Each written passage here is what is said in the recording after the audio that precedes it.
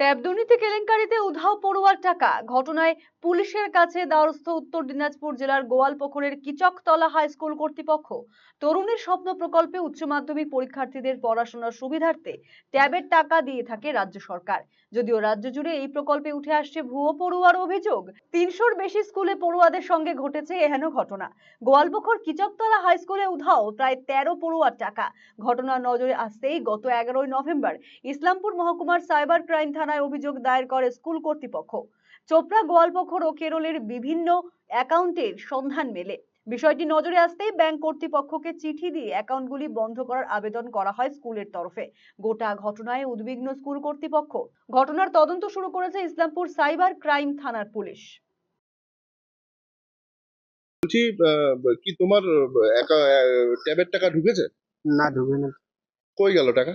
টাকা জানি না, মানে যেদিনকে সবাইকে মানে স্কুলে জানা গিয়েছিল যে ঢুকেছে খাতায়।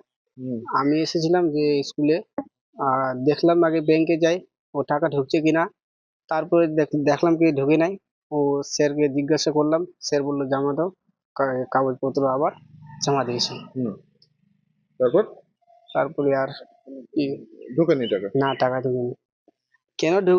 কেন ঢুকেনি এই কথাটা আমাদের মাস্টারমশাই কি বললেন? মাস্টারমশাই এই কথা বলেছে তো, ঢুকবে, পরে ঢুকবে, এখন ঢুকে না, আমরা দেখবো কি হবে। কিছু জানতে পেরেছো? না, কিছু জানতে পারি না। টাকা ঢোকেনি স্যার। কি কখন জানতে পারলে টাকা ঢোকেনি? যখন আমাদের স্কুলের ছেলে পেলে চেক করলো, ব্যাংকে যায়, হ্যাঁ। দিয়ে আমাদের টাকা ঢুকছে, তা ওদের আমরাও চেক করলাম যে আমাদের অ্যাকাউন্টে টাকা আসেনি।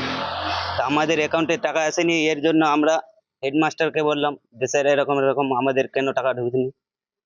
তারপরে স্যার বললো যে আমি দেখি কি হয়, আমি কমপ্লেন করি। এরপর স্যার বলছে আমাদেরকে এটা করে বলেছে, কমপ্লেন করেছে। স্যার এটা আমাদের টাকা কেন ঢুকবে না, সবার ঢুকছে, এটা আমরাও যেন পাই, এটাই আবেদন।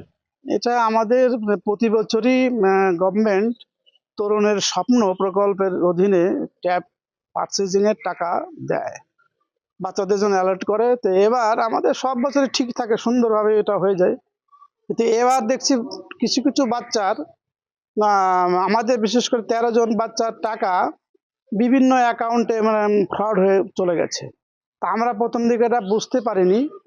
তা আমরা প্রায় 10-12 দিন পরে এটা জানতে পেলাম যে আমাদের 13 জন বাচ্চার টাকা ফ্রড হয়ে গেছে। কি করে জানতে পারলাম? না, কোনো একটা বাচ্চার কমপ্লেন পাওয়ার সঙ্গে সঙ্গে আমরা আমাদের ফাইলটা ভেরিফাই করি, দেখি যে না ঠিকই আমাদের 13 জন বাচ্চার টাকা ফ্রড হয়ে গেছে। তারপর আমি ওই মুহূর্তে মানে কাল অবিলম্ব না করি তৎক্ষণাৎ আমি Islampur sub division police cyber crime অফিসে আমি একটা কমপ্লেন করি। যে কারা করেছে আমি জানি না, এটা এখানে লিগেল একটা স্টেপ বা অ্যাকশন নেওয়া হোক। এবং সেই সঙ্গে মানে আমি পাগলের মতো ছুটে যাই বিভিন্ন ব্যাংকে, আমি চিঠি দিয়ে সেই অ্যাকাউন্টগুলোকে হোল্ড করানোর ব্যবস্থা করি। বর্তমান প্রত্যেকটি অ্যাকাউন্ট এখন হোল্ড অবস্থায় আছে।